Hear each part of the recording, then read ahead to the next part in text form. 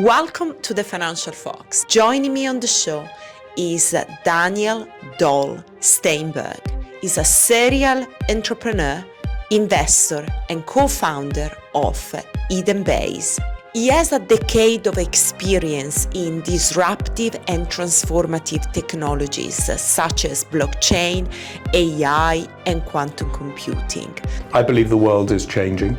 It's going to a new epoch of humanity. I believe very strongly that once the foundations of this new world are created, it will be very difficult to unwind them. AI is a key technology. Quantum computing is a key technology. Blockchain should be an enabling technology to allow those two to operate much better. Who are going to be the key player? Look, if I was going to glimpse into the future, I would say this. Finance is going to be run computer first, not people first. What that means is structures like banks, when that's tech first, service they will be giving you will be cheaper, better and faster. We're trying to create a future that we can be proud of. In the book that you wrote, which was selected as the best book of 2023 by Bloomberg, you talk about the impact that AI is having on our society. Pre-2022, certainly with me, if I dared mention AI, what relevance has AI got? And now every person I know is an AI expert. What I feel about the future is, there are 5 adjectives I like for the future. Persistent, personalized. It will be immersive, it will be predictive, and the scary one is it will be directed. So once it knows what you want to do next, it can change what you want to do next.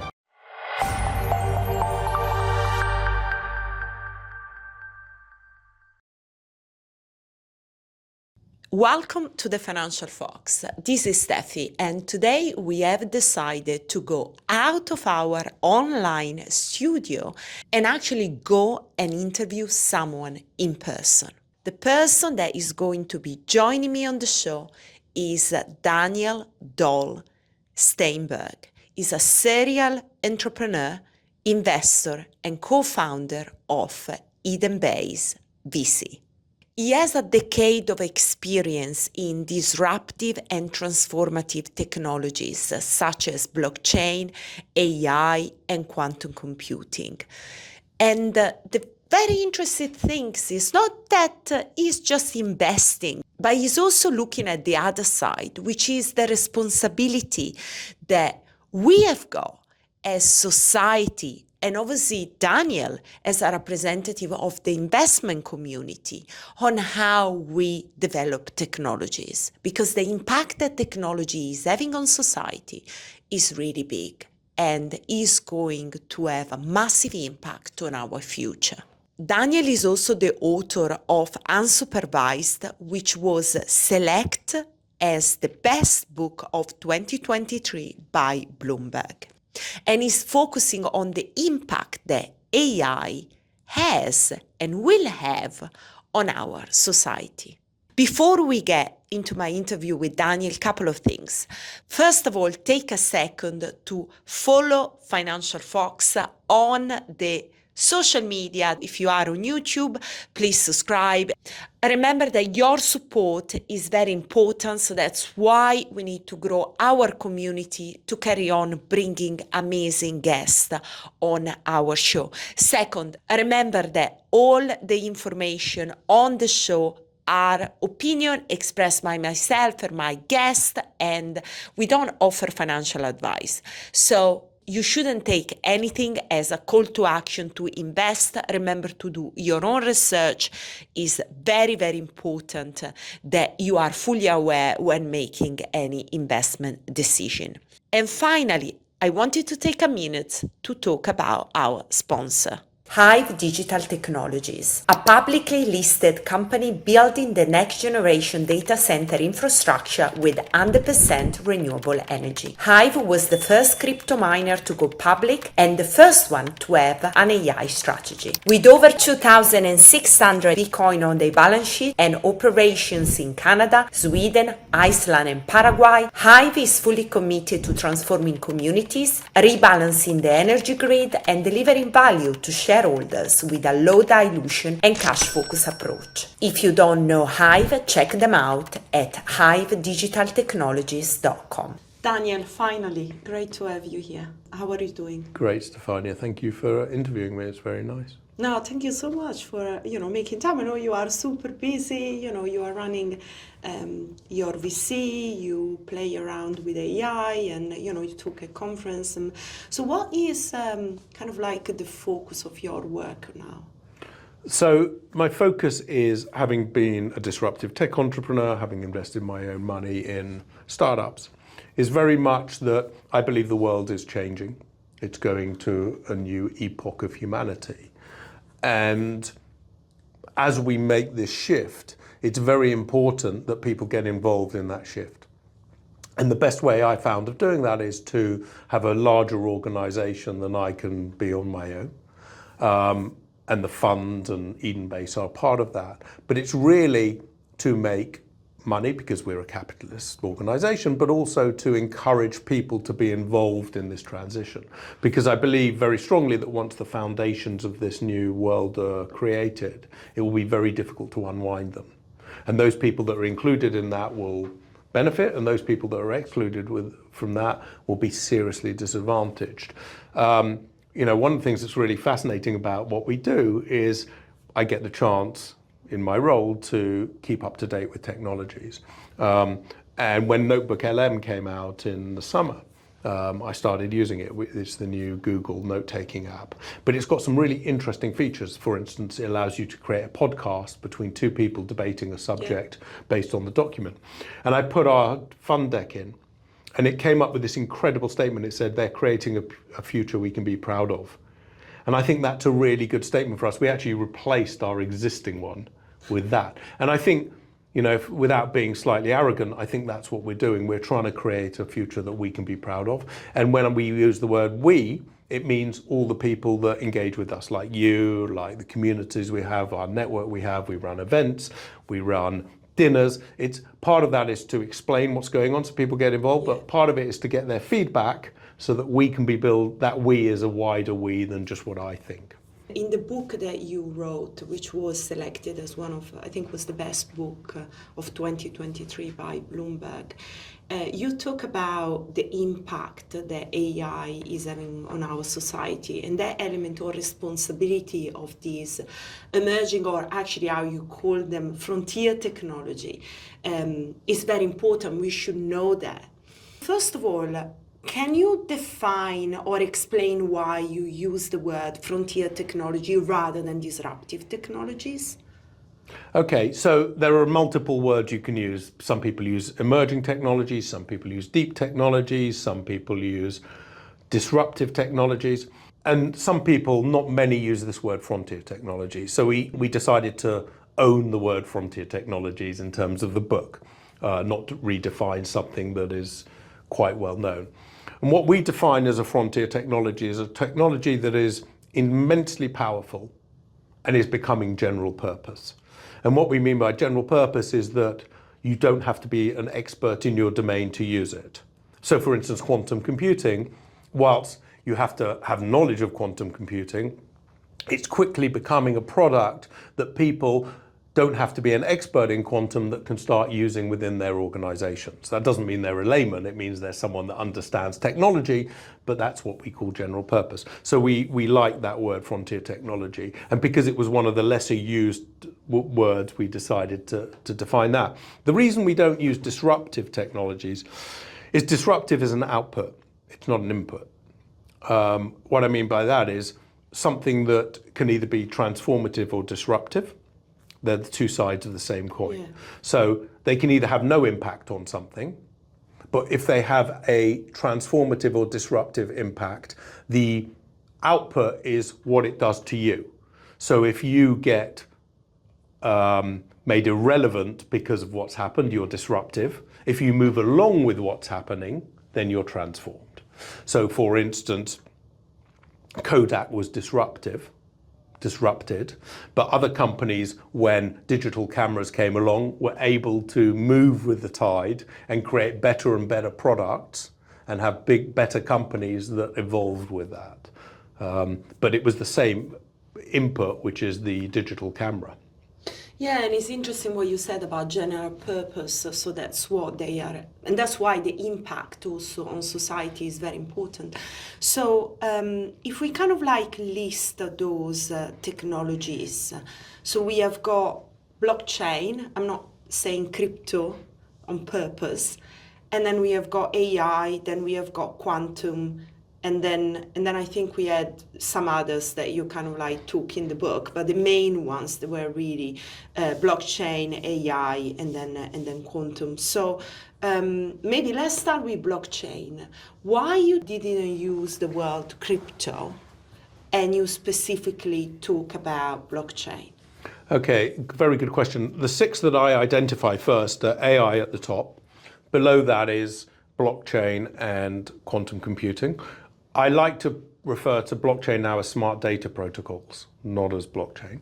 And there are other ways of creating smart data protocols, but blockchain is probably the best at the moment.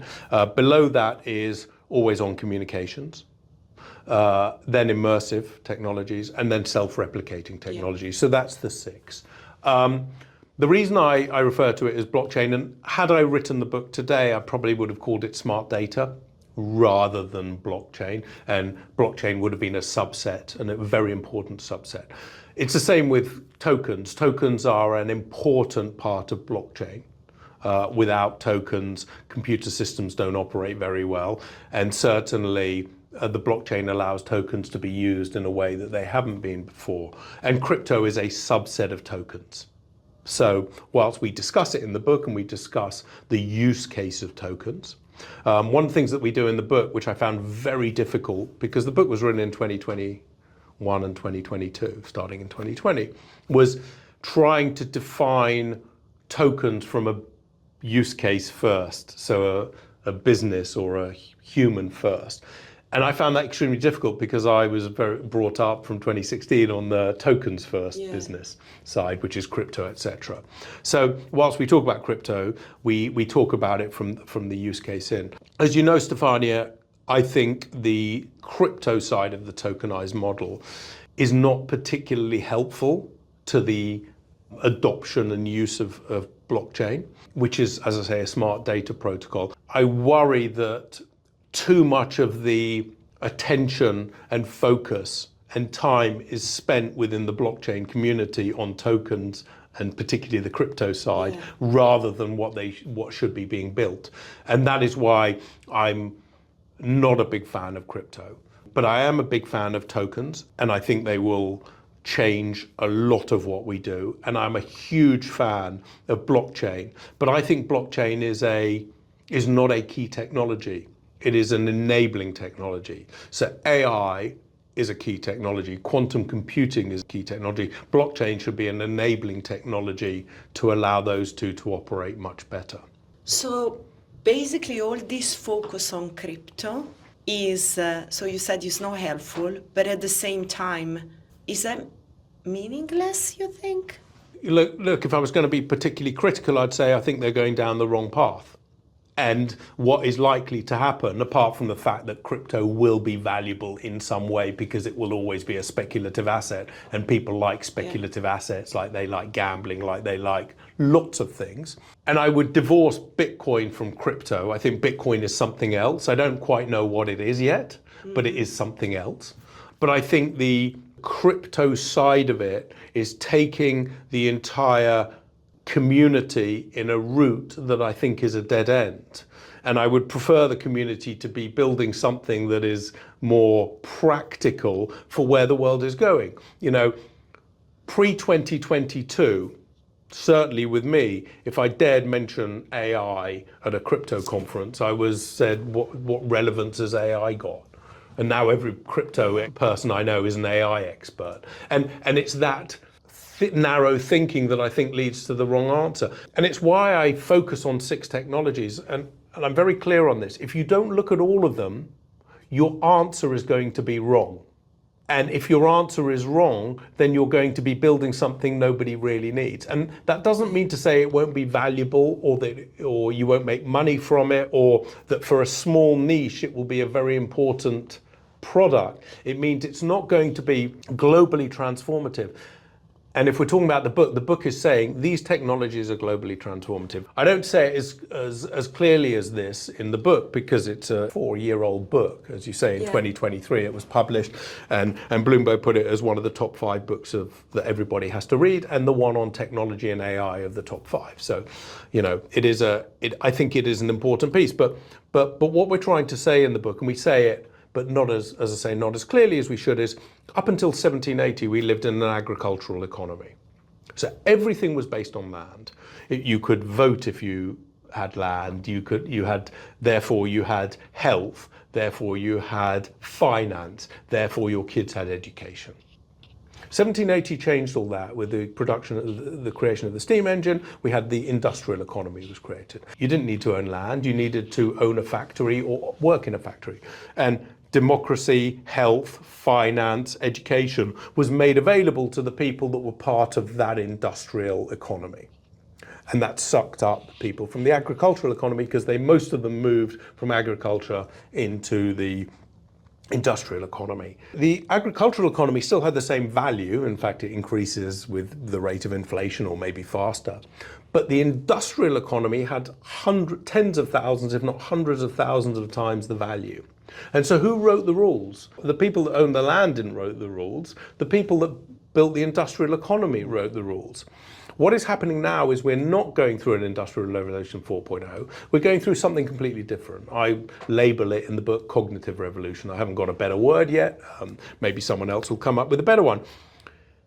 But the people that are building these technologies are going to be tens of thousands, if not hundreds of thousands times more, have more value than the people in the industrial world. Therefore, they will write the rules. And the first obvious example of that, who's number 3 in my book, and I think he should probably still be number 3, it was my 2021 list, is Elon Musk. You can see the power that he has. He has the power not because he's Elon Musk. He has the power because as Elon Musk, he has created the data and AI sets that allow him to very quickly understand what's happening. And therefore, that's put him in a position of power. And then he's using that technology to rewrite the US economy. These people will write the future, and they will write it based on technology first, because that's what they understand. And therefore, our industrial economy, which is our education system, our democracy, our health, etc., will be rewritten, and it will be written computer first. And that has serious problems for us. And so, in answer to your question, when you look at those 6 technologies, you see a different future than if you look at a single technology. And that is very important, because if you don't look at what's actually happening and you look at what you think is happening or in your little domain might be happening, you're going to miss it. I think definitely with the crypto community, I think everybody's so much focused on, just on crypto, where, AI become a buzzword, so they put, AI plus crypto, how we can include AI in there. And even, talking to many people in my industry, they had big expectation from Trump coming into power, specifically for the crypto industry. When he actually got in, he did something, but it wasn't what they wanted, what they expected. But actually, the world is not living around crypto. Crypto is just such a small part. And I mean, going back to actually what you said about the revolution, to me, it seems like there's been an automation of in the production and in the execution of things, right? So we are going from like an agriculture world, and I come from my dad is a farmer, so I know that well, to an industrial where you can do more because there are machines and things, and now cognitive where you get AI that can actually do more and in a way like, I don't want to say like replace human, but kind of like help and assist them. So is that kind of like the automation aspect that you think that is making the revolution exponentials in terms of results and achievement?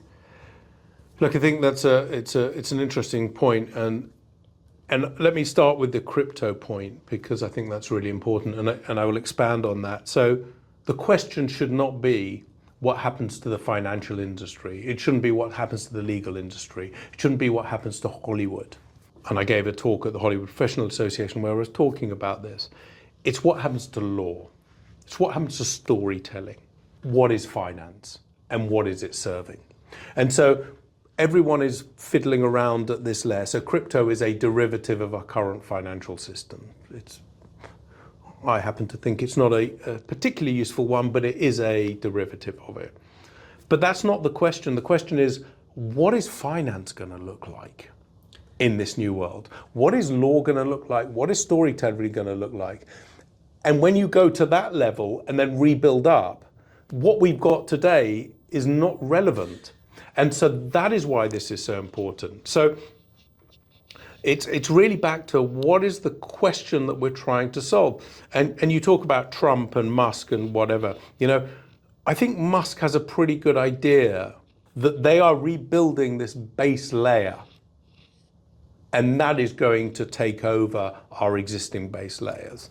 And we can see that with the way that he's operating in America. And I think Trump may or may not believe in crypto, but it was a good thing to say, and it's part of the message that he was trying to say, which is the US is open for business and everyone should be positive and we should be adopting innovation and disruptions on all those technologies. And so I think that was part of the mood music. Now, whether he legalizes it, whether he makes bold moves in crypto or not, what's the output game for that? Because I don't know what the output game is for that. And I think it's very interesting what you said about, it's actually going down to this deep question, what is finance going to look like? And if we think about how crypto is changing, it is really empowering people to own their own money, but at the same time, they've got much bigger responsibility to custody, to transact, and are we ready for it? There is that level of responsibility that, for the way that I see it, I think is quite a lot to take for like the average person, and even for somebody that knows a bit about it.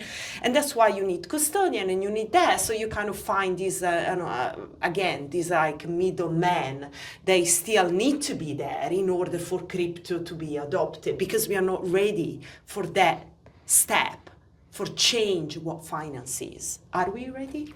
Well, we're going to have to be ready because it's going to happen. Now, as I said, the current financial system is built on the Industrial Revolution plus world wars, and that's why we're in the position we're in. These are enormously geopolitical things and world-changing things, the Industrial Revolution, the Second World War, the balance of power that it created. And the US after the Second World War became very, very powerful, much more than it had been pre-war. And that power is based on its economy, its military, its finance systems, its currency.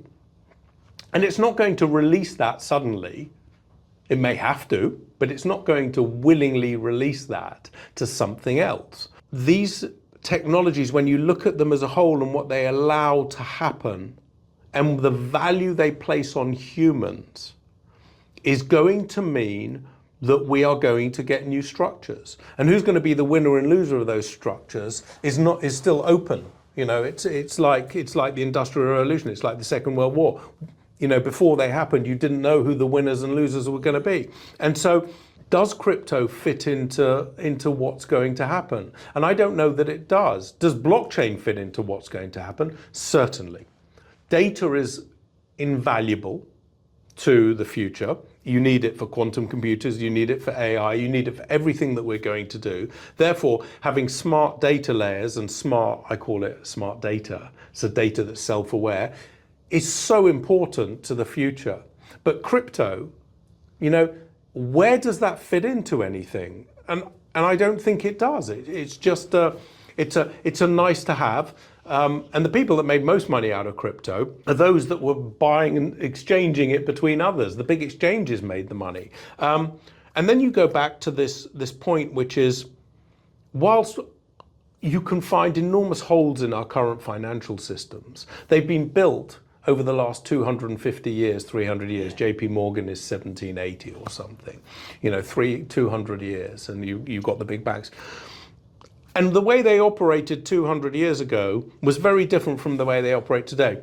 And generally, I mean, apart from some malevolent things and some foolish things that go on, they are created in a form that is the best way that we can see to manage people's money. You know, we used to have bearer bonds, we used to have lots of cash, we used to have non-bank accounts. But we found that was not satisfactory for people. Most of the people that I know that own a lot of crypto don't tell anyone. Yeah. Why? Because they're a kidnap risk. Because self-custodying is not a sensible thing to do. You know, when I created the Atari token, one of my co-founders was an Ethereum founder. I only saw him once in a year and a half without 4 bodyguards. Even in his office, even in his apartment. Why? Because he was a kidnap risk. That's not a way to live your life. Yeah. So self-custodying is not always so good. It increases the opportunities for enslaving people if you can control their money supply. That's why we have banks. That's why we have limits on what we can transfer. That's why my bank can be a pain and say, sorry, you can't transfer that money. It's a right pain. You've got to phone them up. It takes hours. But it's there in effect, it's there to protect me. I think we've gone way too far. I think a lot of what's happened, certainly under the last 10 years, particularly under the Biden administration, has been very damaging to people's trust in banking systems. But that doesn't mean that the fundamentals weren't there to protect people. And again, self-custody, I don't believe in self-custody. I wouldn't keep a lot of my wealth in a self-custody way. I would keep a fraction of it. The other thing is, as I keep saying, which is, and I don't know the answer yet, Stefania, but I'm looking all the time, what are those layers going to look like? And until we know what the layers look like, we don't know what's got an opportunity in it. Yeah, I was just perhaps maybe thinking like, who are going to be the next or the key player in this new financial system? You mentioned about banks. Are banks going to be the one, or how they have to change in order to be relevant? Are going to be crypto exchanges, are going to become something that is actually going to be important? I think maybe going straight to kind of like the deep question is hard, but maybe see in the process how things are changing. Maybe that could give us a glimpse into the future, maybe. Well, you know, if I was going to, glimpse into the future, and it's always great doing this on video because in a year's time people say, well, that didn't happen. Look, if I was going to glimpse into the future, I would say this, which is finance is going to be run computer first, not people first.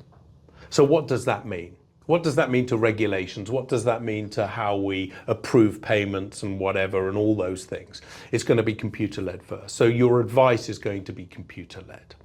What that means is structures like banks, which are very people-heavy. You know, the big banks have tens of thousands, if not hundreds of thousands of employees.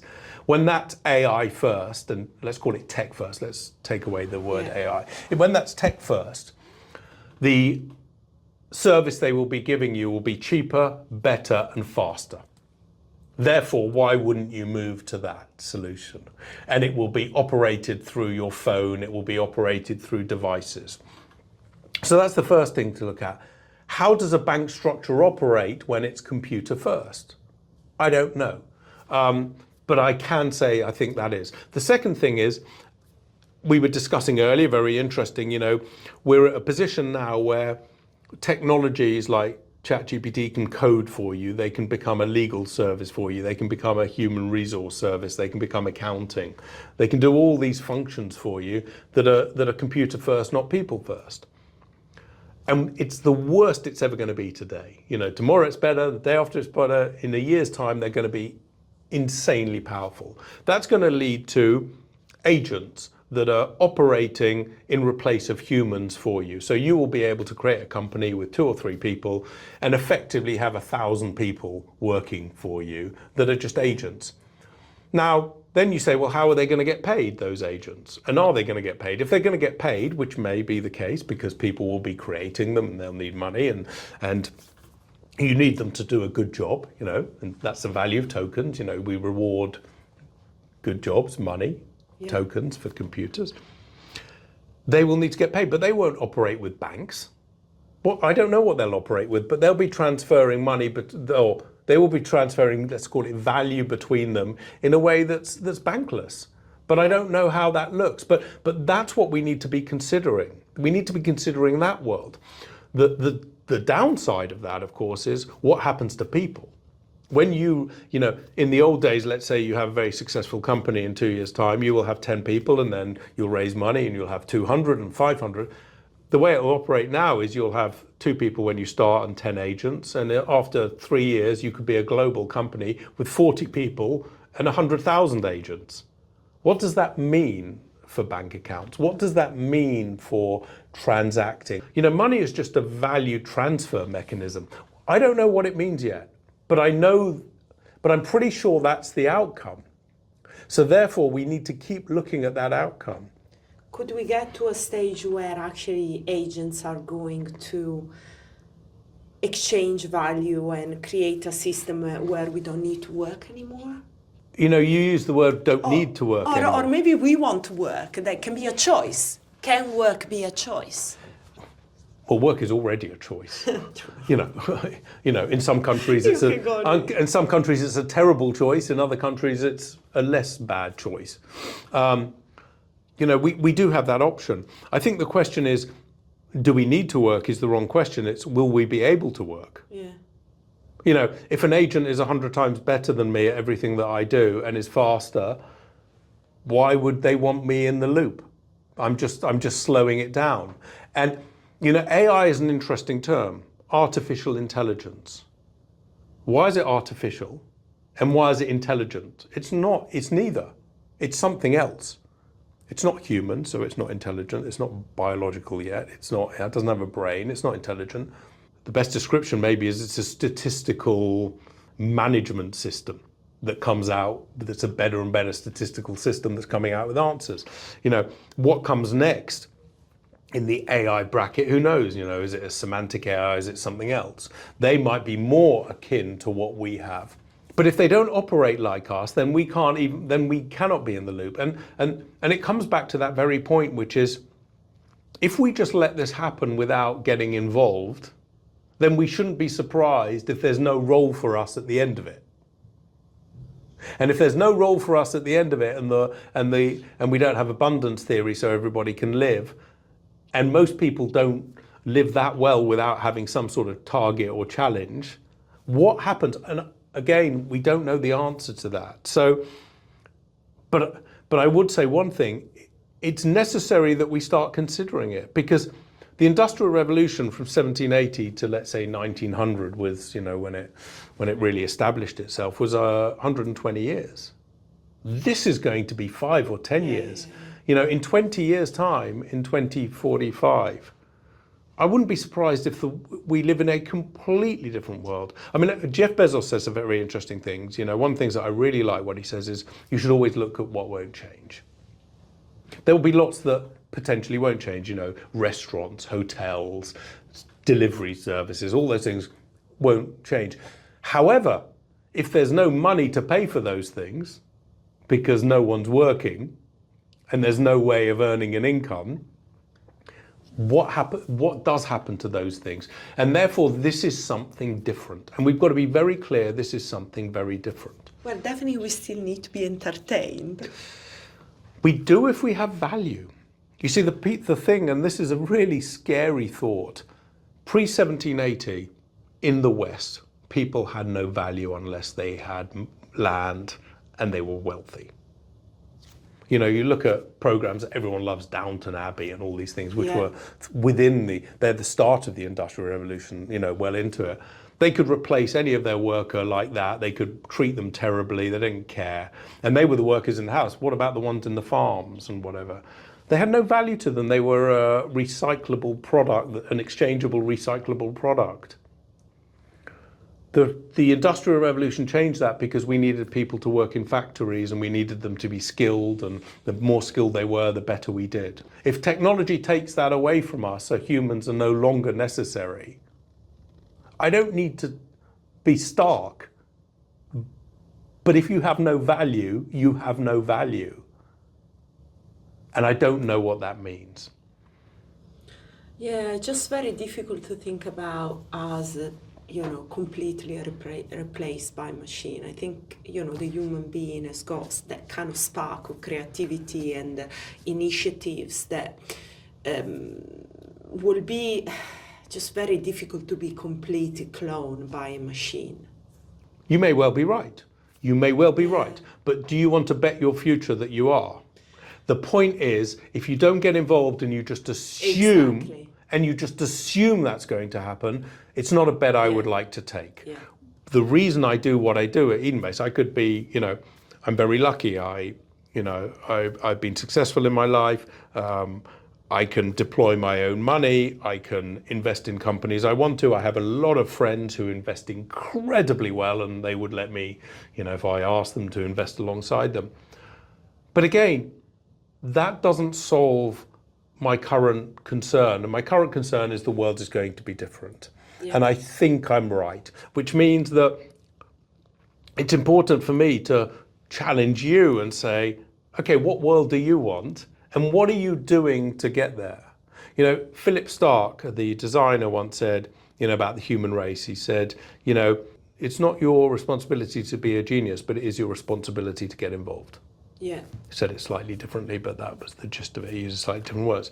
And I'm saying that about this phase. It's not your responsibility to understand how these technologies work, but it is your responsibility to be involved in the transformation. And don't be surprised that if the Musks and the Zuckerbergs and all the people in Silicon Valley and all the great tech entrepreneurs around the world are building a new future, and you haven't had a say in that future and been involved in it as much as you can, and everybody has some influence, then don't be surprised if it doesn't suit you when it comes out. It's very interesting that you brought up this point, because one of the things that, especially when it comes down to crypto, but also AI, is kind of what is going to be the role of government. So actually, how a regulation is going to evolve to make sure that we foster innovation, but at the same time, there is some kind of societal responsibility. So we are here in London, and the UK has not been really at the forefront of innovation when it comes to regulation. So you have been actually advising regulators in the EU and in the UK. How do you think about the role of governments? And we are not doing here in London, and maybe elsewhere they are doing better. Look, this is one of the most difficult questions to answer. The first thing to say is we live in a global world, and these technologies are global. The first time that I've seen in my life, I haven't been around forever, but I've been a while, that you can see a technology that is available to everybody in the world very, very quickly. The internet started in California, took a while for it to get to the UK, and then further to the EU, etc., etc. So we're all on the same playing field theoretically. But then you have the practical implications, which is, what are governments doing to restrict your access to that technology? That's the first light to shine upon it. And what the EU have done is a complete disaster. Macron has tried to back France out of that and saying we're going to be an AI first nation, and he was slapped down pretty quickly by the Commission. I have Apple AI on my phone. I'm allowed to use OpenAI here. If I go to, I've got Gemini is available here. If I go to Europe, it's not.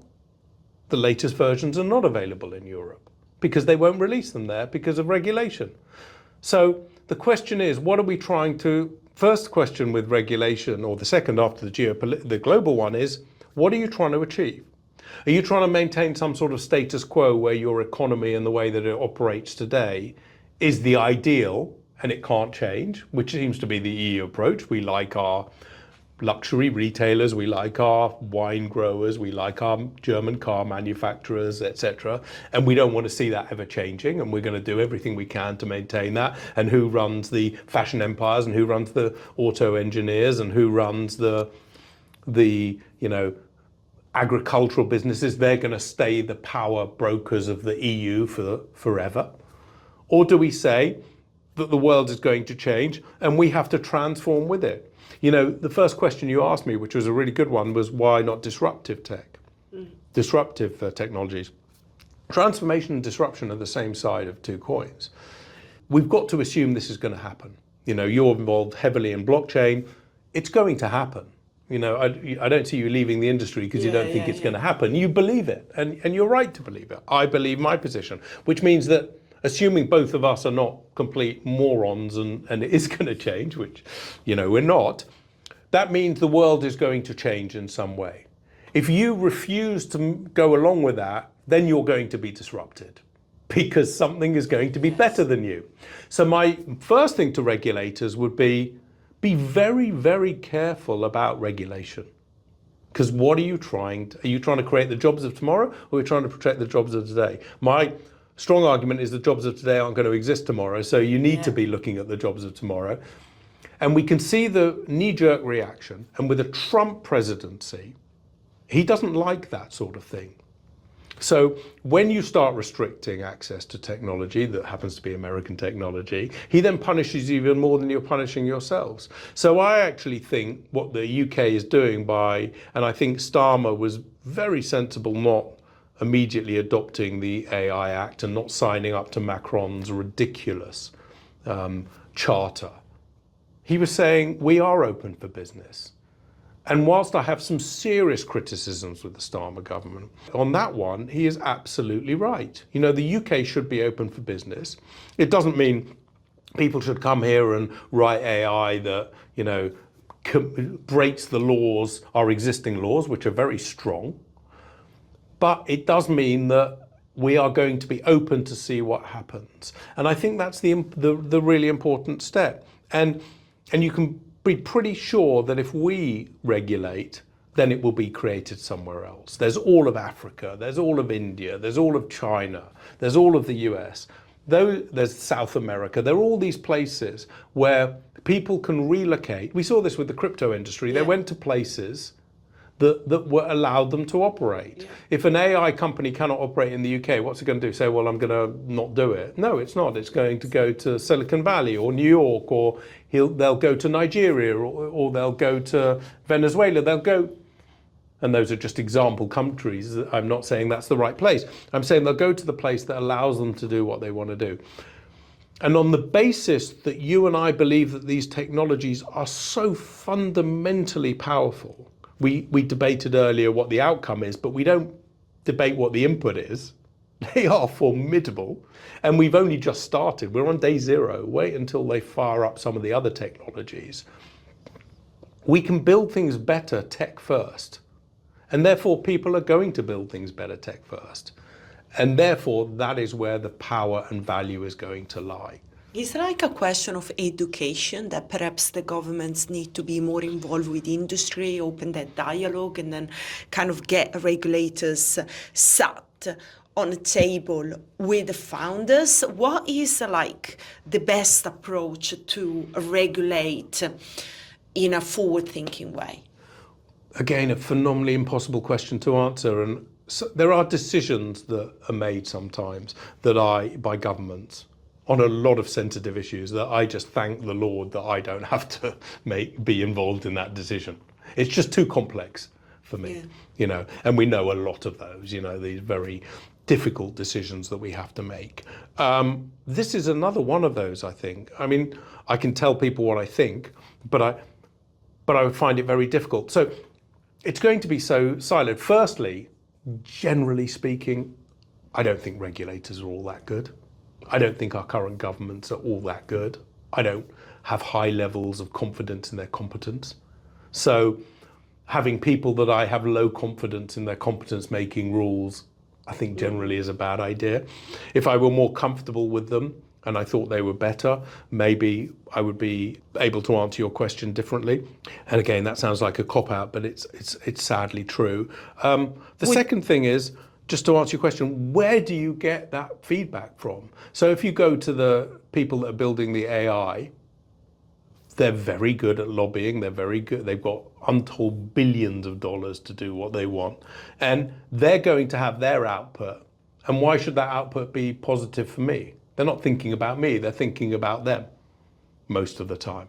Therefore, where do you go? Do you go to the uninformed? The way we do it here is we run events like Transform-Based. We invite 350 people in, and there are people like you, there are activists there are students there are real estate tycoons, there are fund managers, there are healthcare professionals.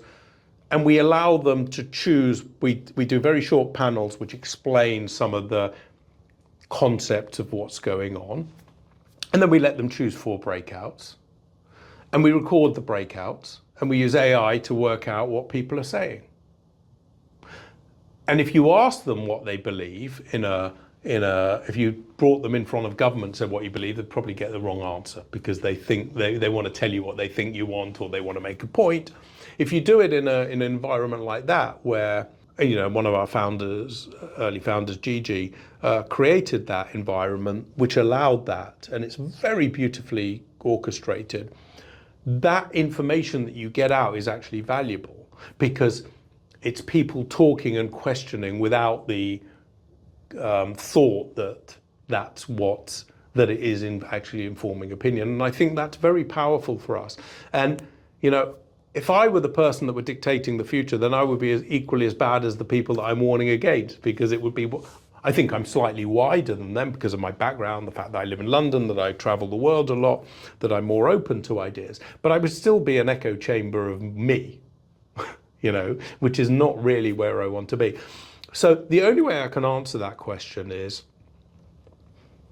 every country in the world needs to recognize really fast that these technologies are the future, that they are game-changing technologies, and they need to encourage as fast as they can people to be building those technologies, even if they go down some of the areas we've discussed I think are completely wrong and a dead end. It doesn't matter. Something comes out of those things that creates the environment that leads to something that works. And therefore I would be as welcoming as possible to everybody. Would you be more confident in the government if you were in the US? Look, I think the US has some significant advantages at the moment. You have a change of leadership which is trying to shake things up. And I think we're in a time when things could be done to shake things up. The problem with shaking things up is you often get problems caused, and there will be problems caused. If you go to the US, I was there a month ago, the can-do and the level of confidence that we can achieve things is incredible. And I wish the UK would do that. Now, my general view on the UK is we're suffering some bad times. I don't see anything to make me believe that those aren't going to worsen for a while.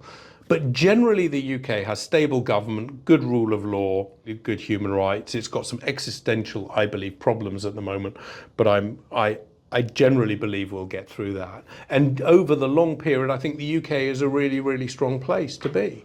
When we change government in knee-jerk, which I think we did just now, I think we were right to change. As much as many people don't like the direction, it's quite centrist. It's not as far as what's happening in France or Germany or many European countries or in the US, which is much less centrist. So I think the UK has a very, very strong place.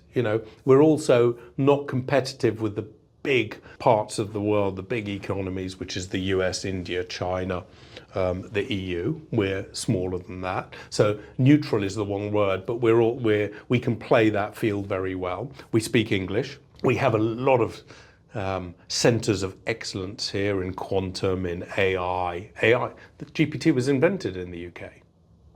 In the UK? Yeah, by DeepMind. Yes. Demis Hassabis, two or three British guys. In fact, one of my friends was the first investor in them. They created this thing. It was bought by Google. Google, I think, missed a trick by not commercializing it. I don't think they'll make that mistake again. But it was invented here. Quantinuum, who I think is probably one of the most powerful quantum companies in the world, founded here. We used to be Cambridge Quantum. We have phenomenal centers of excellence. So I'm very bullish in the medium term about the UK. I think the short term, we've got issues, but I don't think being welcoming to technology is, I think we need to do a hell of a lot better, but I don't think we are restricting technology here. But obviously the US has some significant advantages at the moment. I think one of the things is obviously like pushing investor out because of the taxes is not probably the smart things to do when you're trying to kind of like to build an innovation nation. But you know, that's what you get with the government. Are you happy about Brexit? Let me answer your first question, then I'll come on to Brexit. Let me forget. I mean, it was a statement. I just want to continue that theme. You know, I'm very lucky to be working with Eric. Eric created Tech City, Tech Nation, which was the most successful scale-up inward investment program in the world. London went from 2 billion a year to 18 billion a year investment. It's now second equal with the Silicon Valley and equal with, Silicon Valley is number one, New York and the UK, and London are number two. You know, those programs were incredibly successful. I'm concerned that the previous government, and this one is making no changes to it, have restricted that. In fact, they've even sold off the Tech Nation brand. I think that's, you know, alarming. But I think the UK can do this right, and I agree with you that driving away investment is bad. I think the regulations around investing here from the FCA are onerous and anti-competitive, I would say. And I think that needs to change. And I think we should do as much as we can to allow people to invest in the UK. So I think you were spot on with that. Brexit is an interesting thing. So I'll put this into context for you, because otherwise it'll sound, it's one of those conversations like, what are the decisions I wish I wouldn't have to make? I think Brexit might have been one. So as you may know, my background was I was the second appointed British representative to the European Commissioners for 6 years. Before that, I spent a long time lobbying in Brussels, completely randomly, was something I believed in strongly. For some reason, someone came and asked me to speak, and I spoke on a subject, and I managed to convince a very important group to support that. And what the EU were doing was insanely ridiculous, and fortunately we won that. And then I was appointed to the Commission. And then during that period, I wrote some innovation reports for the British government. I was heavily involved in the UK government in their dealing with Europe and with innovation and growth. And also, I had that interesting period that I was doing it in the middle of it was the financial crash in 2007-8. So I was heavily involved with Gordon Brown, Sarkozy and Barroso in trying to come out the other side. So I have a lot of experience of policy, particularly the EU. And the first thing is, it's very clear when you're on the inside. When I would tell you a little funny story, but I won't because there's no time. But when you're on the inside, to see how badly the UK fits into the EU. It actually doesn't fit at all. They think differently, they operate differently. Their level of frustration with the UK, this was in 2007, 8, 9, 10, was very high. Why did I do it? I did it because Britain was in the EU, and I believed it. If someone asked me to do it, it was I felt obliged is the wrong word, but because I enjoyed the opportunity, I felt that I should give everything I can to make Europe the best place it can be, if Europe can. And a lot of what Britain did was very helpful to the EU, and a lot of what it forced through in terms of bringing the EU up to date. But we didn't really fit in. And my concern with the Brexit vote was, if we'd done nothing, if we hadn't called a referendum, then Britain would have stayed in the EU. It would have still had its power of veto, etc., which the Europeans hated. The EU hated our veto. And I saw the way that they operated. So had nothing happened, I think being inside the EU was not the best thing for the UK, but it was very, very acceptable. It had massive benefits and some disadvantages.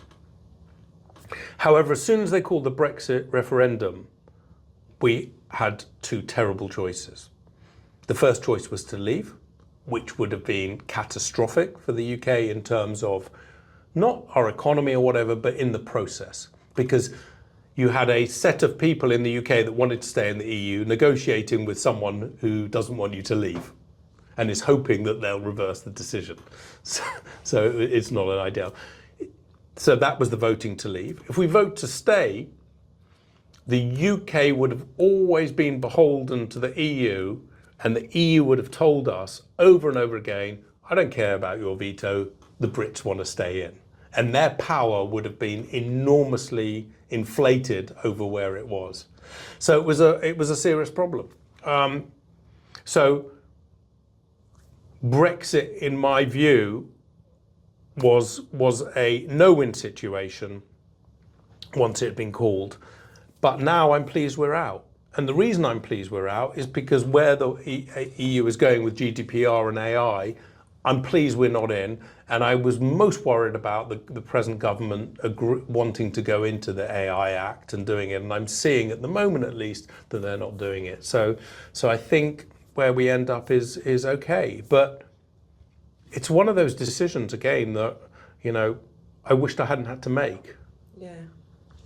Talking about quantum, should the crypto industry be worried about it? I think everyone should be worried about quantum.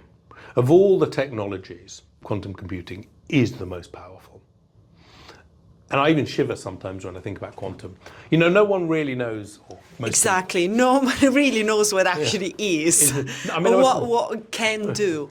I was firstly going to say, no one really knows how GPT works that well. Yeah. It's even the people that are building it are confused about its ability. I think quantum is on a whole new level. It's almost magically mystical. If I was going to go into the sort of Daniel conspiracy theory type side of my mind, I could be really fascinating with quantum, but I avoid that for a second. But of all the technologies, it is the most powerful, let's call it powerful, and the most unknown. What we're seeing at the moment is something really interesting, which is why I think people are misreading quantum and it's when it's going to hit, is two things that you have to consider. The first is AI is being able to solve some of the problems that were previously impossible to solve, which enables quantum computing to be built, which is why Google is able to build the Gemini chip, and you're seeing faster creation of more powerful quantum computers because AI is solving it. When you add AI with high performance compute and you add in what we're able to do with quantum already starting and feed that back into AI, we're going to get this flywheel effect very quickly, which means that we're going to be able to solve AI problems. AI will be able to solve more quantum problems, which will solve more AI problems, which will solve high performance compute. And this is going to become very powerful.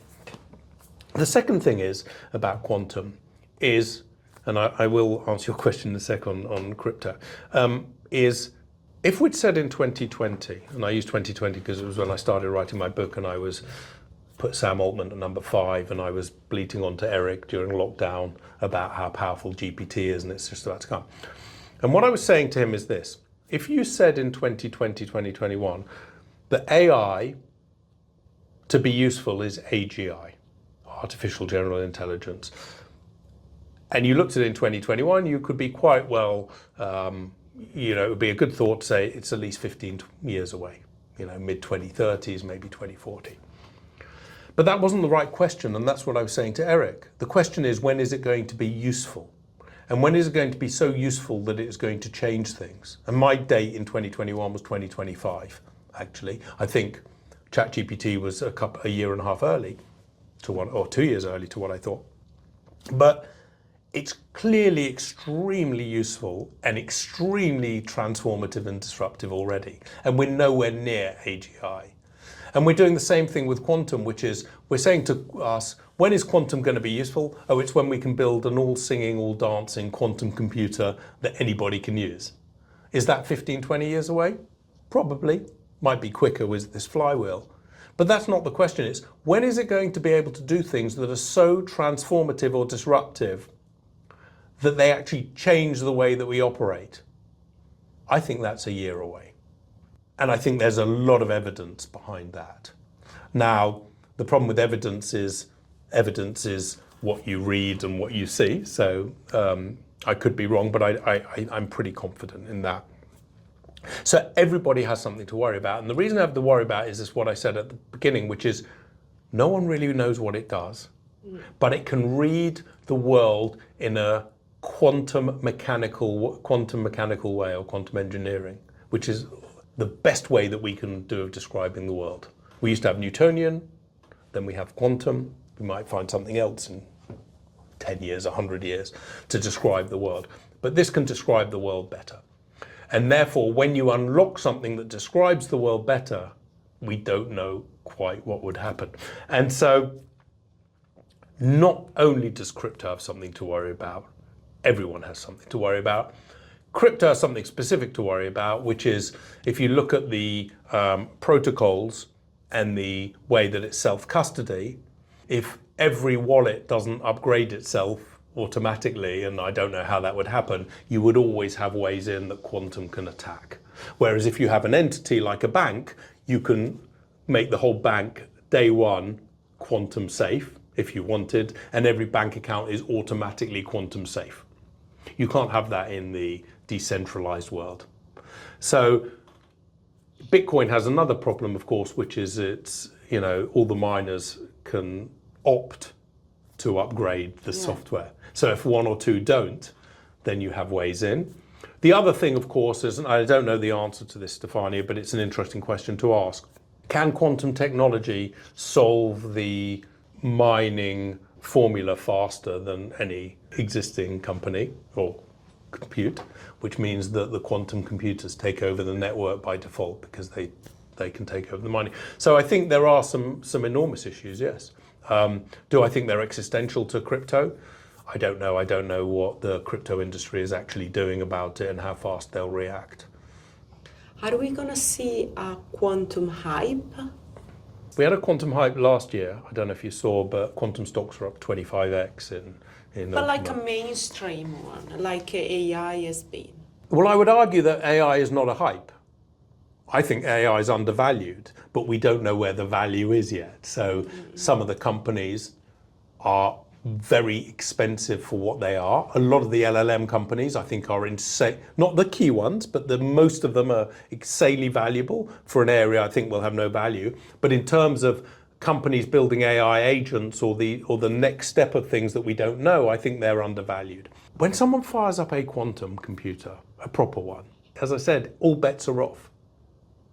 All bets are off. So what's the value of that? Nvidia is a $2 to $3 trillion company. There could be a quantum company 10 times the value of Nvidia. They're all valued at $1 billion to $8 billion. They could potentially be a $20, $30 trillion company in 10 years, 15 years time.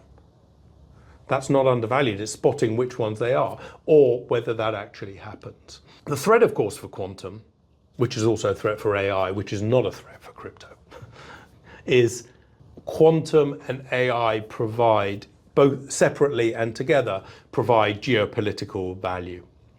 So if someone fires up a serious quantum computer or a serious AI, it's not going to be released. It will be taken over by the armed services and the security services of that country. So then the value, I don't know what the value would be because they would hide it. It's like the nuclear bomb. When the Americans created the nuclear bomb, it wasn't valuable because they didn't market it, they kept it.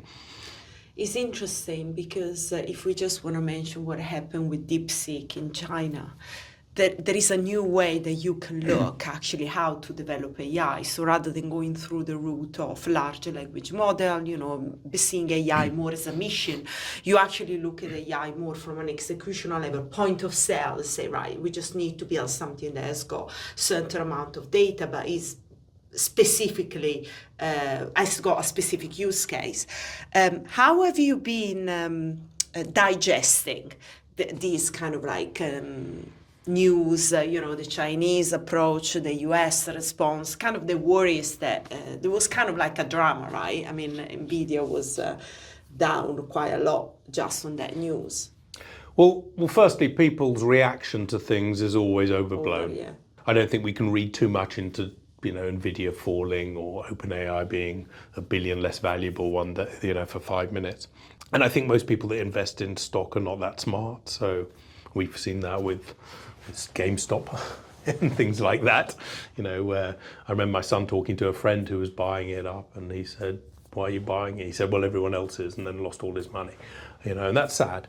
But so I don't read too much into, people's views. Like I don't read too much in quantum stocks going up 25x at the end of last year and falling 50% this year. We're basing our buying decisions on news that doesn't really exist. So to get to DeepSeek, look, I didn't expect DeepSeek to come out. I fully expected that LLMs would use 1% of the power and 1% of the data in a certain time frame, because that's the way they've got to go, because at some point they've got to become more and more efficient. I think DeepSeek were able to do that before the American companies. I think there was a reason that happened. The reason it happened is if you're an LLM company, you're given more compute power and more money than anything else in the world. And there was no need for them to consider optimization routines. What DeepSeek did is innovative. It's not like normally what you get out of China. It wasn't disruptive, it was just an innovative. And I think everybody will adopt the DeepSeek technologies certainly within 25, maybe by the summer. We will, Google and OpenAI and everybody will integrate their innovation. But it was a necessary innovation. I'm pleased it's happened. It means that all AIs will be 100 times more power efficient. It will allow them potentially to run on phones directly. It'll allow them to run on watches. It'll allow them to run on your fridge, that side of thing. And one of the companies I'd invested in 10 months ago has another mechanism that can reduce the power and increase the speed, a similar thing to DeepSeek. So in combination, that's going to mean that the technology we were running in January, by next January, we will be running it potentially at 0.1% of the power and 10,000 times faster. So the trajectory isn't unusual. Clearly DeepSeek caught everyone by surprise. But it went into something I've been saying for 2 years now, which is I don't know why people are investing in the also ran LLM companies, for two reasons. The first reason is it's a commodity, and it will quickly become a commodity unless you're an OpenAI that is the leader and is sold its technology into everybody, or you're a Gemini, which is part of Google, or an NVIDIA, or an Amazon. You need the services to make them valuable, which these companies don't. It's a great thing what DeepSeek did to make people more efficient. It also shows to me that the opportunity for AI is even faster than we thought, because if you're able to do this at that speed and with that power, then it's just going to be implemented by more and more people. The other thing I think it shows, and it's something I talk about a lot, is we assume that LLMs are the final AI that we're ever going to create, and that the OpenAIs and the Geminis are the ones that are going to necessarily be the winners in that space. And I don't think we can make that judgment call yet. I think LLMs are not a perfect solution. They're a very good solution. But there are other AIs that someone will develop in 5 years, in 10 years, that will just make those completely irrelevant. Did you play with Grok 3? I have played with it. Look, what I like about Grok is it's open. It lets you do whatever you want. What I don't like about it is I don't think it's as advanced as the others. There's Perplexity. I use Perplexity a bit. Yeah. There's Gemini. I don't use that very much at the moment, but NotebookLM I love. OpenAI is good enough for me for almost everything that I need to do when I'm doing it for work-wise, and because it's a bit like Google. You choose your search engine, and whilst another one might be slightly better for what you're doing at that time, I find OpenAI I probably use 90% of the time.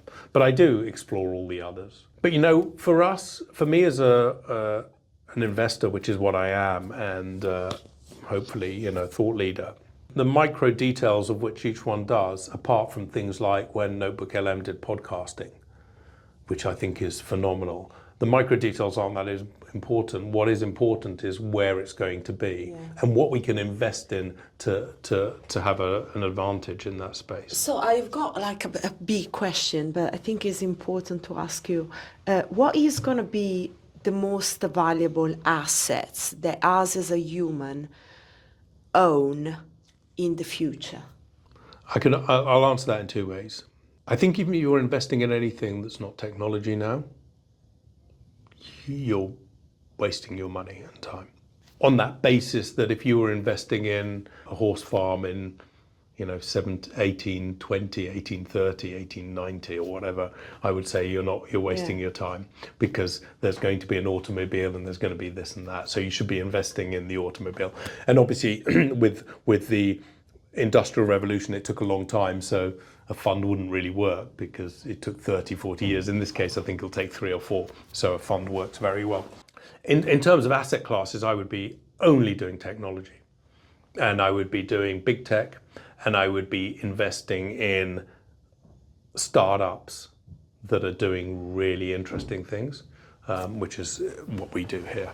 The other thing I find with that is, the reason I like Eden Base so much is we have a lot of skills here that I don't possess. We have fund managers, we have Eric, who's great at scale up and identifying companies. We have a people person that sees people incredibly to make decisions on them. We have technology experts, and I'm okay at tech, but I don't go down. And that allows us to make very strategic decisions. I don't think there are many people, there are a few clearly, that can make decisions on their own that I think are as good as what you can make with a very highly focused team. The second part of the question is the difficult one, which is, what is the asset? And I think I would refer to the earlier part of this conversation, which is, if the base layers of what we understand to be finance, law, education, storytelling change, and the operating system of those changes from humans to tech, I don't think I have any idea. And I don't think, interestingly, we live in a capitalist world. Before the Industrial Revolution, owning assets wasn't that valuable apart from land. In the Industrial Revolution, owning assets was valuable because capitalism was all about making best use of resources and capturing as many resources as you can and creating value out of it and selling them. If we move into a post-capitalist world, which I think we're about to, which is abundance, is there any asset that has any value? I don't know. It making me even questioning if data, let's say 5 years ago, we would have said data is the most valuable asset that we have got. Now with AI, is really going to be. But what is data? Again, we have to go back to what's valuable data. So if I wrote another book, it was going to be on data, because I thought a lot about data, and it's very difficult to talk about because I haven't written a book about it. But, this whole thing about owning your own data. Like your identity is made of data, right? But it's not valuable. It's not valuable to anybody. If I think my data is valuable to anyone, marketing company are. If I have any disposable income, it's valuable. But if I have zero disposable income, it's of no value. What about energy? What, using us like the Matrix? No, going back to what is the most valuable asset. Could energy be the one? Well, I think energy is going to become a technology. It's not going to be a commodity. If you have solar farms, which I'm not a great fan of solar farms as it happens, but I saw an incredible company in the Cleantech conference that's doing geothermal. It's very expensive to do geothermal, but once you've done it, it's like free energy. And it's unlimited because, the inside of the earth is molten lava. If you dig down deep enough, that means it's a technology. It's not a commodity. So there's no value to it once you've built it.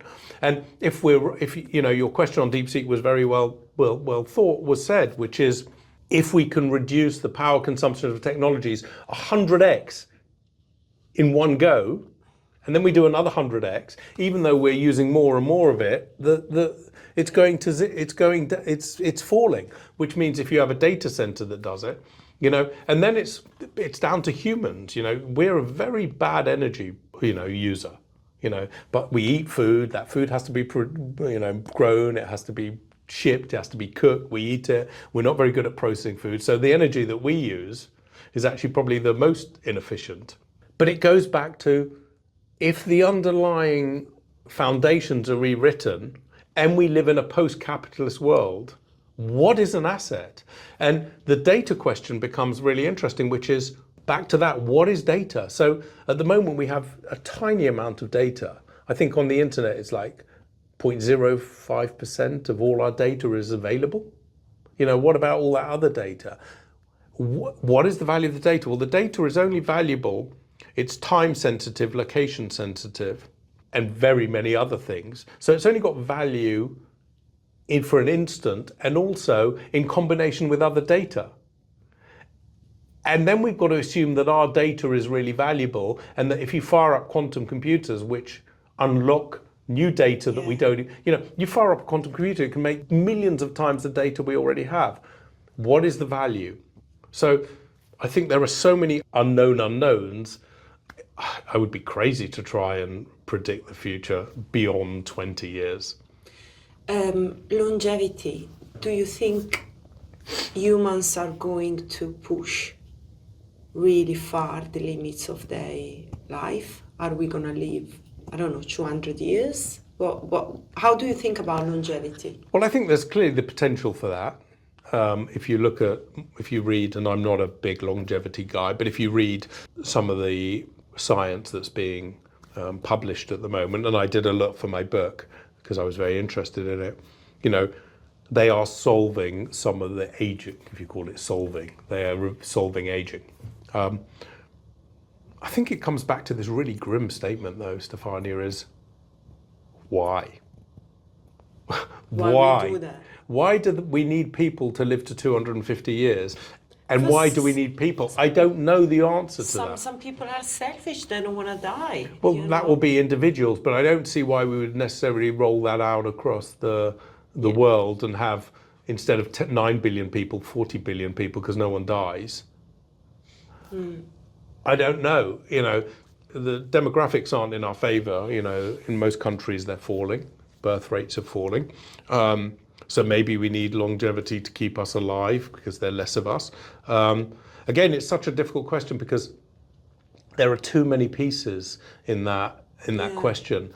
Not whether we can solve it, but whether solving it actually leads to anything that's valuable. Yeah. One of the areas that we talk about in the book is self-replicating technology, and that's putting compute power onto biomass, which you can then insert into humans or into anything. So you could grow your own computers. Do we just become a compute? I don't know. I think I will probably have a clearer idea in 2030 about some of those questions, because I think we will have enough data.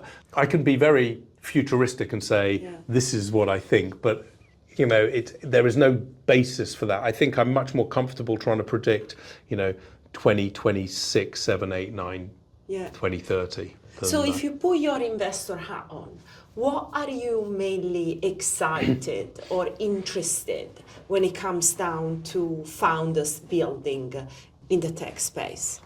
So we currently have one fund running with a very specific thesis, which is we look for companies with a cool product with customers that when you integrate some of these new technologies like AI and quantum will actually transform or disrupt their entire industry. But they're starting from innovation-led rather than disruptive. So we wouldn't back a company that says 2021 was a good example. We wouldn't back a company in 2021 that was going around, or 2020, that was selling metaverses. Because no one's interested in metaverses, and if you walk to Louis Vuitton or Christian Dior and said, we're going to put you in the metaverse, they'd say, no thanks, goodbye. Which is what happened. All these companies raised hundreds of millions, and then they went to the customer, and the customer said, why? No thanks. The company we backed then was a company that did 3D assets. They already work with LVMH, and they now work with Dior and Fendi. And when they want to put them into different opportunities, be it a metaverse or be it 3D advertising or whatever, the question is much easier because they already have a 3D asset. So those are companies we like. So our first fund is very effective, but it's not super exciting because we're looking for companies that have a product that people can easily grasp, and we see the future. Our second fund that we're just launching at the moment is a quantum fund.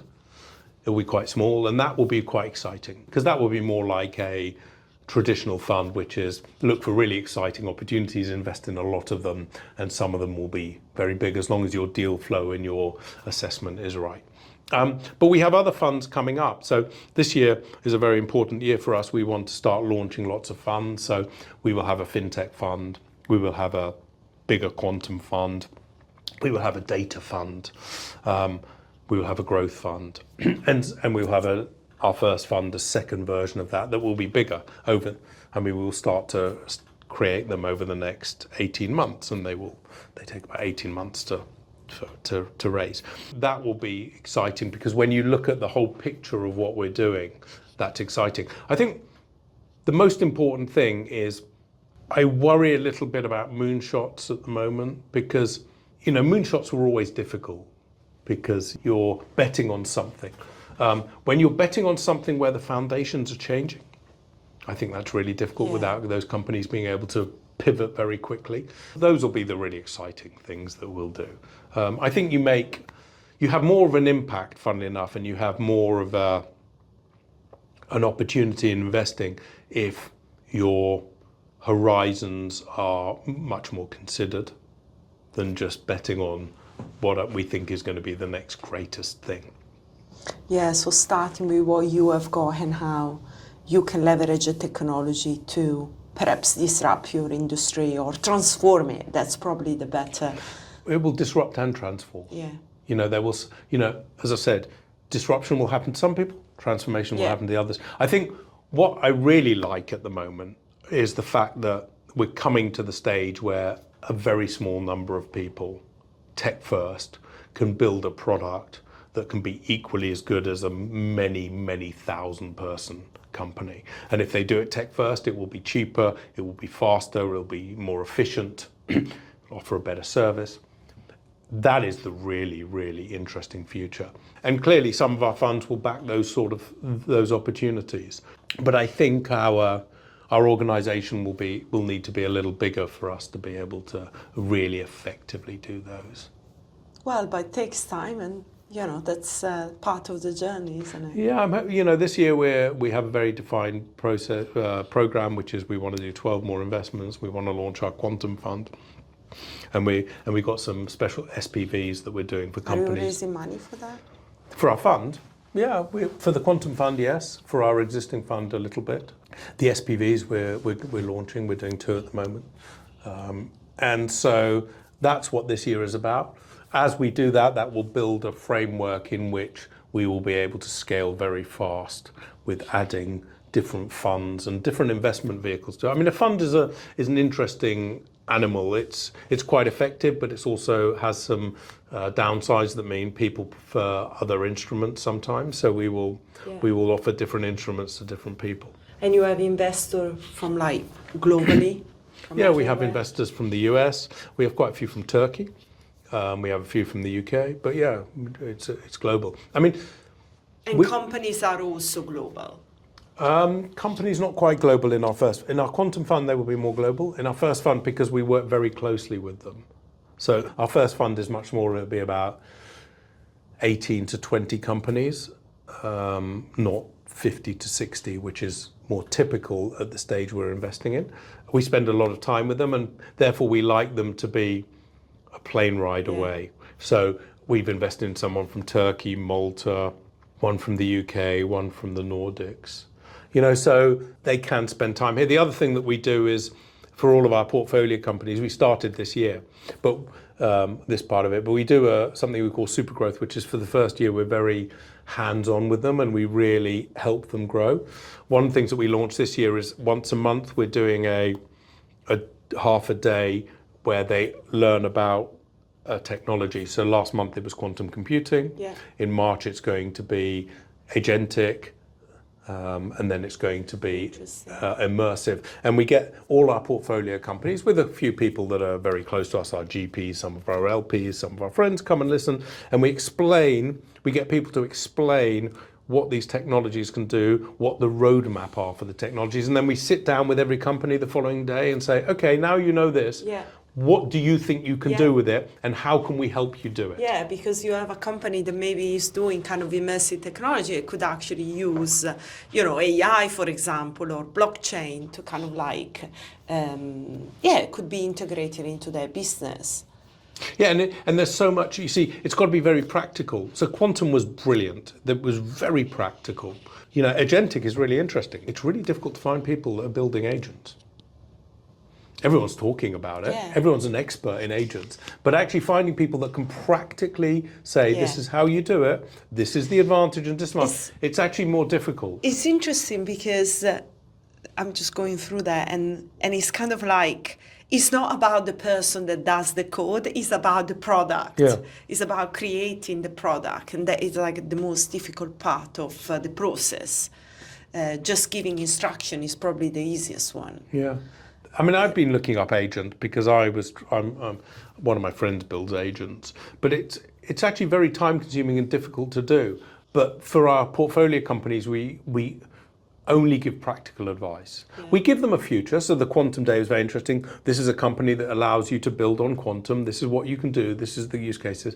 Then we discussed what quantum is, how it works, how it operates, what are the things. And then we had someone was talking about the future of quantum on a roadmap. What do they expect in 26? What do they expect in 2030? What do they expect in 2035?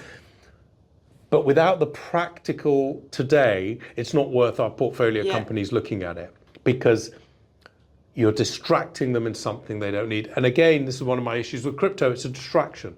I wrote a blog post or a Medium article many years ago, it must have been 2018, called The MTV Founder, which was a joke I came up with, which is, and I was on a panel once at a blockchain show, and they started with the MTV Founder because I sent the guy who'd read my piece. And what I said is, if you're a startup founder, what do you need to concentrate on? You need to concentrate on product, team, and customer, and raising money a bit. Yeah. That's it. As soon as you throw crypto in, you have a fifth thing to worry about, which is your token price. And the reason I called it the MTV Founder is you're way too young for this, but before MTV started, bands used to make all their money touring. People would listen to their music, but didn't really care what they looked like so much. MTV came along, and suddenly you had the rise of the very good-looking bands. You had the American hair bands. Whitesnake is actually a very famous example. He recorded an entire album, the lead singer, with his band, and then fired his entire band and went on tour with a new band that looked good. You've got the Motley Crues and the Rats, and then eventually the boy bands. And what it meant is music changed. It changed from people that produced really good music and could tour well, but didn't look great, who had disappeared, and it was replaced. And I said, in the crypto, that was my problem. What you got certainly in 2016, 17, 18 was these very, very lucid founders that could stand on stage and sell you a vision of something they had no idea how to build, no chance of ever building. But where did all the money go? It went to them because they could explain something. The other four, you can't do those four. They're a full-time job and that. And so we don't do that. We don't try and go to our founders who are really working hard to meet on their customer, product, team, and money, and trying to throw in a technology that is not useful for them in a short period of time. And they shouldn't be aware of. There are some that might be slightly longer, but you say, if you're not ready for this, like quantum's a good example. I think it is relatively short, but if you're not ready for it and your data is not ready for it, you can't reverse. So make sure you understand it enough that you're building your data layers ready for it. I think it's definitely important to be aware of what is innovation out there. But then perhaps maybe crypto or this token economy is going to be interesting once we have got the agents start to interacting, and then they need to make money, and then you need to kind of find a way to kind of get that economy. Perhaps that's where maybe crypto or the token economy, the way we want to call it, is going to be more valuable. Yeah, exactly. Token economy, yes. Crypto, no. And there's a distinction. Token economy is about transferring value. Crypto economy is all about speculative value. So how do you define crypto? Just speculation? The way I used to describe crypto, and Stefania, I'm not 100% up to date because I'm not in the crypto industry anymore. The crypto industry is a token that was designed as a utility token or a governance token that was turned into a financial asset. And it cannot be both. That, I think, is for me, the problem. Something can either be a financial asset or it can be something of utility. And so that's what I describe it. So a stable coin is not crypto. to me. A stable coin is a token, a representation of a real world asset. And I'm very positive about real world asset tokenization. I think it's going to be a long time before we do it, but I'm massively in favor of it. I lectured twice at Wharton on real estate tokenization, even though I don't believe in real estate tokenization. For a long time, they wanted me to talk about it. And I explained how you get to it. Yeah. But getting to it is not solving the token part. Getting to it is solving the real estate part, and the token becomes obvious. Yeah. But these Frankenstein tokens that are supposed to be no one buys tokens because they don't want an appreciating asset. Why are they buying Solana? Why are they buying the Trump coin? Why are they buying Ethereum? Because they think tomorrow it's going to be worth 3 times as much. They're not buying it to use it on the platform.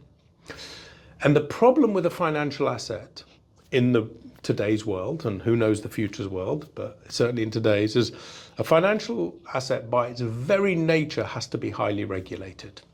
And a token that operates a blockchain by its very nature mustn't be highly regulated, because it's got no value if it's highly regulated for the use on the blockchain. And therefore, I see that as a problem.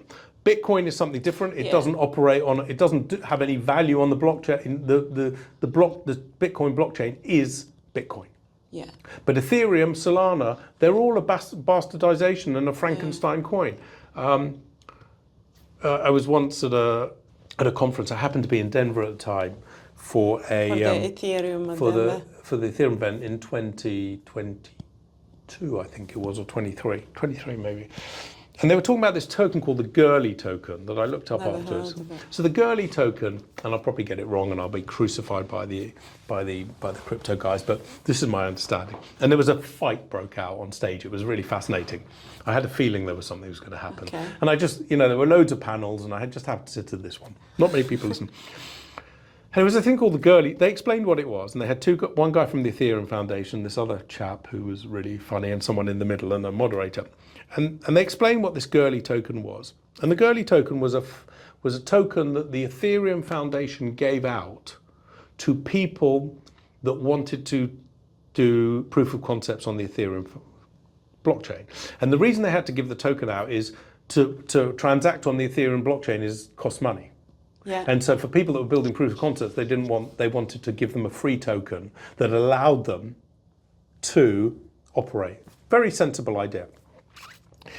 The problem was, in this guy's view on the panel, and the reason the fight broke out, is he said that's not fair, because the way that the Gurley token was given out was it was given out to favored people who then gave it to their favored people.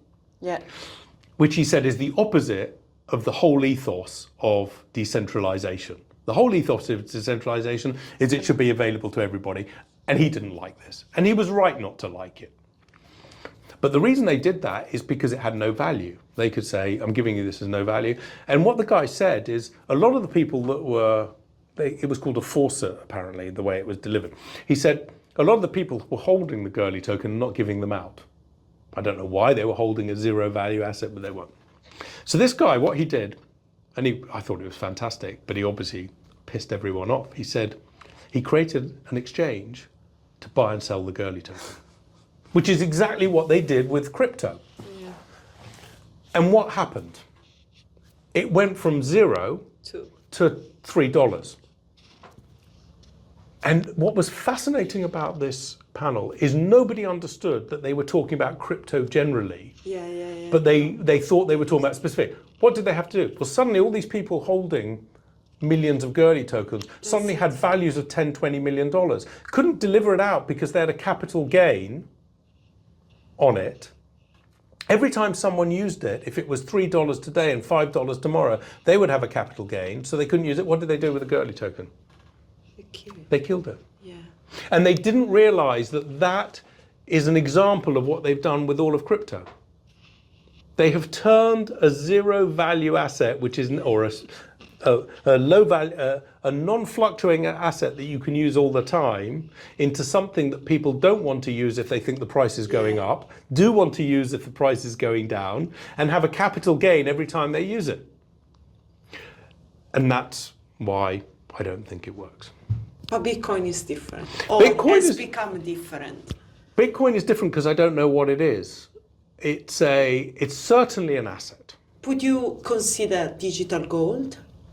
I mean, many people are describing it as digital gold, and then if we see, with the Bitcoin ETFs and how the US institutional market is looking at Bitcoin as alternative assets, probably better than gold. That's kind of the box they are putting Bitcoin in. I'll start with a statement I made earlier, which is AI is not artificial intelligence, because it's not artificial, it's not intelligent. Bitcoin is not a digital gold, because it's not gold. It's certainly something else. It's certainly, in my mind, an asset. I don't know what the value of the asset is, but it is. But trying to tie it to something that it's not, to make it easy for people to understand, I don't think is the right course. Gold is a historical value item for humans that is made into jewelry that people love because it's shiny and it's got, for some reason within us, it's got a magical quality. Everyone loves gold. It's insanely heavy for no reason. There's something about gold. You're wearing gold, I'm assuming. That there's something about it. And Bitcoin isn't that. You don't get excited by a lump of Bitcoin. Well, some people would. But you know what I mean? If I gave you a gold ingot, you would be like, that's so heavy, and it's so, and it glows and it gleams, and does it mean that it has the value that it's trading over the counter as an asset? No. Like Bitcoin, if you take it back to its fundamentals, doesn't have that. But it's certainly an asset, and it's certainly an asset that a lot of people love. It has a lot of advantages over gold, and it has a lot of disadvantages over gold. But it's not gold, but again, going back to my statement again, it's certainly an asset. And as I say, the Bitcoin network does not need Bitcoin, in fact, to operate. The Bitcoin network is there to allow Bitcoin to operate, which is very, very different. I think, look, I think Bitcoin is a miracle, to create something. I don't know how, for a start, when I read about what it does, I don't know how anybody came up with that. It's so impressively efficient and amazing. It's like one of those things you read and go, a lot of things I read, I go, why didn't I think of that? This is one where I think this is so complicated, I don't think I would have thought of it. So I'm incredibly impressed with Bitcoin. It hasn't been hacked. It seems to continue operating. I mean, wallets are hacked and whatever. But yeah, no, I think Bitcoin's amazing. I clearly don't own enough because they're going up. If they were going down, I'd clearly own too many. And I bought a lot in 2016. I sold a lot for psychological reasons, as it happened. But I still own Bitcoin. I still own a lot of tokens because I bought a load in 2016 and I sold lots, but I just kept them because they're a bit of fun. But would I be investing all my wealth in, the Nigerian currency or in crypto? I'd be putting a bit, but no, I wouldn't hold my life savings in it. Daniel, thank you so much. It seems like you're very interested in quantum, which is a technology that we haven't kind of been really talking about in the podcast. I mean, obviously we cover crypto. As a default, we got into the AI space, which is very intriguing, and then I can get the element of our responsibility, impact on society. But quantum has been something that I thought, right, we're still quite far away. But you are telling me there are actually companies here, even in London, they are doing some interesting things. You are kind of like making one of your main area of investment. You are dedicating a fund to it. So it seems it's actually a space to watch. Well, quantum is fascinating. It's one of the core technologies. It's, as I said, it's the most powerful, and therefore it's one you need to be watching. The reason I'm very interested in it specifically now is I see quantum today like GPT was in 2020, 2021. And a year and a half later, it was mind-blowing. If we were going to launch an AI-only fund, for instance, I think we would be much better than most people running an AI-only fund because we know a lot more, but we're an also-ran. In quantum, we believe very strongly in its future potential. So to run a quantum-only fund in 2021 AI, if you run an AI only fund, it would have performed incredibly well. And that's why we're doing it. But quantum has always been part of us. So in 2019, Eric, I wished I'd listened to him. He helped Quantinuum raise money at a 400 million valuation. They're currently 9 billion. Wow. You know, that's 6 years later. In fact, 5 years later, that was their last round. You know, that's a 25x. And that company is just going to continue growing massively. So Eric did their fundraise. We wrote the first financial model for a quantum company in 2021 when they went onto the NASDAQ. I'm very engaged in the quantum area. I have very specific timelines over what I can think it's going to do things. So it forms an enormous part of everything we think about, like smart data does. Yeah. You know, blockchain forms a big part of what we think about, like immersive, like self-replication, like always-on communications. But this is the one where we see we are to launch a theme-specific fund is exactly the right time to do it. All our funds will be quantum, have a quantum element to them, but this one will be thematic. Yeah, thank you. Interesting times. Yeah, look, we are living in the most interesting times for humans because it's the fastest. Definitely. Now I get why you are not doing an AI fund, because it would be, you know, what I'm doing, right? Yeah. Doesn't make sense. We're doing a quantum early. That's where you can see the returns to your investors compounding and make a difference, right? Being there very early. Yeah, exciting. Well, I didn't realize there was so many things that, you know, you have been doing with Eden Base.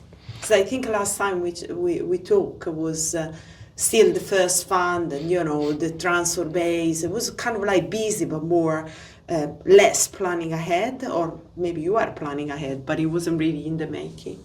Well, look, we were a startup. We were doing something new, I think. You know, I like to do something new. It was a fund plus network plus scale up plus ecosystem plus thought leadership. And when you're trying something new, you try many things, and we tried a lot of things. And some of what we tried, we realized will never be part of what we want to be. Some of what we tried, we realized we were too early for it to be, and in next year or the year after we will do it. And other parts we realized are right for today. And so we're just focusing at the moment, like any startup would do, once you reach scale up. You know, we're scale up. You focus on what you need to achieve for scale up. We will do that for the next 18 months. And then in 18 months' time, once we've achieved that and we have something bigger, we will be able to do more things, and we will launch the next phase of what we need to do. But, you know, being grandiose about it, and I think my book writes this really well, and, you know, our conversation is, we're early, but we don't have much time. And if I told you, you've got to put your iPhone away for 2 years so we can rebuild everything so that it's better for you, no one's going to do that. And these, you see, what I feel about the future is, there are 5 adjectives I like for the future. The first is going to be persistent, so it will be always, technology will be always on. It will be personalized, so it will be just for you. So what I see and what you see will be slightly different. It will be immersive, so it will be all around us. And that doesn't necessarily mean AR, VR, but it means it's everything will understand what it is. It will be predictive, so it will know what you want to do next. And the scary one is it will be directed. So once it knows what you want to do next, it can change what you want to do next. And you think it's what you want to do, but actually it's what it is telling you. And in the short term, that will be people developing that. And in the medium term, it will be the technology itself working that out. And so if you consider the future as those 5 things, worried. Then we have no time but now to deal with it. And if we want to bring in as many people as to be part of that process, and to make sure that prediction and direction particularly suit them. So if I build it in California, and I assume it's going to suit someone from Milan, I'm going to be wrong. But it's too late for the people in Milan once every phone has that. They need to be part of it now, which is why your regulation question was so interesting, so difficult. The EU thinks it's doing the right thing, but it's not. But like when you talk about, directing, that's get me really worried, because like as a human being, we are influenced, we have got bias, we are influenced by external things just so much that sometimes you think you know something, but you can change your mind quite quickly because of this influence. So how the human is actually going to deal with a technology that does that it's not just predicting, that's fine, but directing and changing the way that you do things, it's just gonna raise so many questions, just because I know as a human being you can embrace things just suddenly, where before you thought, oh no, I'm not that type of person, I'm not gonna do that. But you see how many people actually then they do it just because they change their mind. Is that actually technology gonna get you change your mind? So who are you? Well, to answer your question in one sec about what you do about it, there was a report published in December 2023 or January 24 about TikTok that actually got a lot of news. I think Elon Musk even retweeted it. Funnily enough, I was part of a little WhatsApp group where I didn't do it, but it came out of that little group. And it said that if you use TikTok for 30 minutes a day, you are 17% more likely to be anti-Semitic and more likely to believe that Taiwan doesn't have a right to independence. So that is directing people's views a year and a half ago. Yeah, exactly. And these technologies I describe these technologies as little babies sleeping in a cot. Yeah. We're just about to build the crawling ones, and then we're going to have the walking ones, and then we're going to have the teenage ones. And teenage ones can be pretty grim, and that is going to happen not over a lifetime of 18, 25 years. It's going to happen over a lifetime of 5 to 10 years. So we've got to be very concerned. Now, what do you do about it? Well, it depends who you are.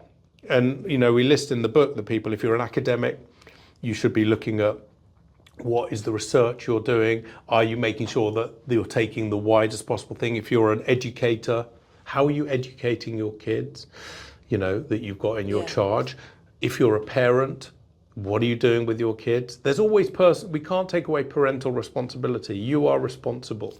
If you've got a big family, then you should be working with your family. If you're a government leader or regulator, you need to be working on this today. It's no good saying we're going to leave it to the next generation and the next generation. No one wants to fix the sewers in London because it will be fixed during while they're in government. Everyone will hate them, and then the future government will get the advantage of it. So they always decay. But we don't have that luxury in this. It's not decaying. It's complete, isolation and change. If you're a investor, where are you investing? Who are you investing in? Are you investing in companies that you like the founders? We're very careful on the founders we choose because we don't want those. And I won't name the names, but there are certain founders that you see, particularly the big companies, that have been so single-minded about something, they've destroyed everything around them. No one likes them at the end. We don't want that. We want people that take opinions. When I was a founder, how were you a founder? You would say, I'm not going to listen to anybody and I'm just going to build what I want. And yes, I will take advice, but I'm building what I want. I don't think we have that. We can do that even more. If you're a founder, what should you be doing? If you're any part of society, and the final part of society is you're a user. We're all users of this technology, be it the richest, most powerful person down to the general people. The way you use those technologies, you should be aware what they're doing to you, and you should be aware that the information they're giving you may not be what you want. And we were talking earlier about I draw this tiger and dragon every day.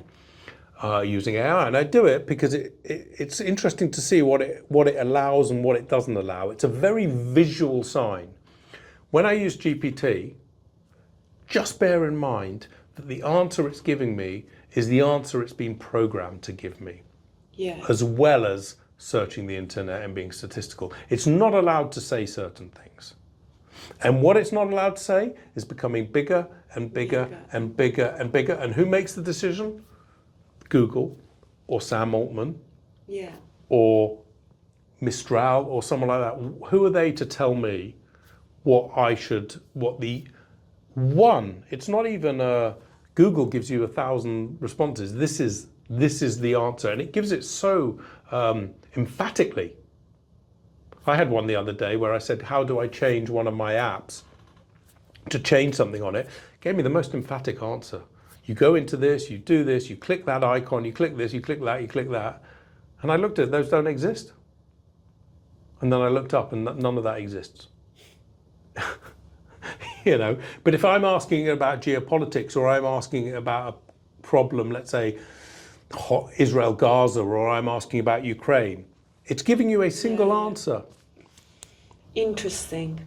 And if we look at, I'm going to ask you the last question. If we look at different social media, like I said, we are all users, we are all using social media, and that's where narrative are created, kind of like. How do you see them playing? I mean, obviously X with Elon Musk is kind of like is poised to be growing a lot. And then you have got Facebook that got through some kind of like crisis, but maybe they are inventing themselves. What's your thought around social media and TikTok, obviously? Look, again, we need to, the answer to that is twofold. One is what's going to happen in the short term, and what are these technologies going to look like with new foundations built? And I don't know the second part of that yet. Look, the social networks have more and more power. Their ability to use the data, they collect an enormous amount of data. All the time they're collecting more and more types of data because they know it's valuable, and more their AI and high performance compute, and eventually soon quantum computer is going to be able to use more and more of that data and therefore infer better about you. In terms of use, I never use TikTok. I wouldn't have it on my phone.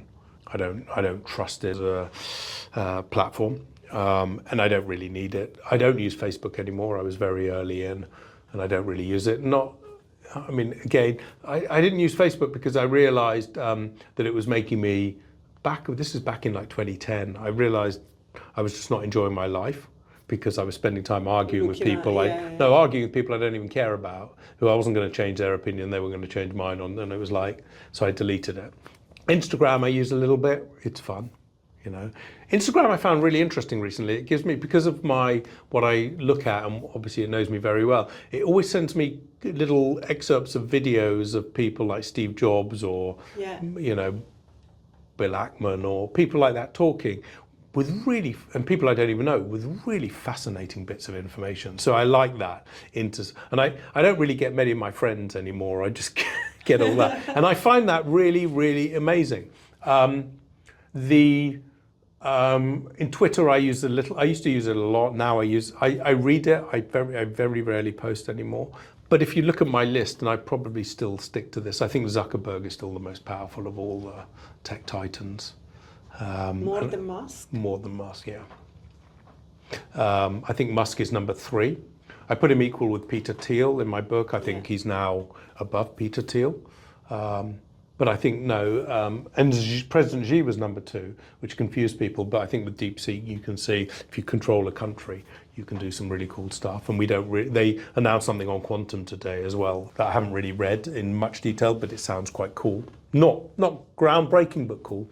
No, I think Zuckerberg's still number 1. I think he's very clever, Zuckerberg, for 2 reasons. And I think this is what they're both advantages over Musk. The first is he's rebuilt his image really, really well. And he went from a hate figure to a quite a cool figure. People like him now. And he's very quiet. He doesn't make bold statements. He doesn't get involved. The second thing is his profits are insane.